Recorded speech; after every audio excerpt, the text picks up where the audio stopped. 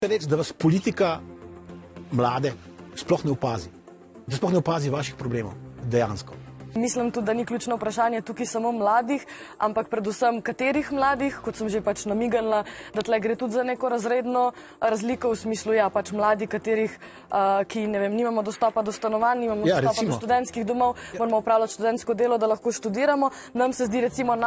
naših potreb se ne naslavlja, ampak to so podobne potrebe, kakor potrebe pač odraslega delavskega prebivalstva v smislu stanovanjske krize in slabih delovnih pogojev, na drugi strani pa hkrati oboroževanje in pač ogromno keša državnega proračunskega denarja, ki smo ga pač mi prislužili tudi zraven nekako, če ne drugega, študentskim delom ali pa naši starši, da se v bistvu na naš račun oborožuje, medtem ko nam se socialna država razpada in kvaliteta življenja konstantno upada in pač nimamo neke vizije za res boljše prihodnosti, nas pa lahko to navda z neko jezo za ukvarjanje s politiko na druge načine mogoče.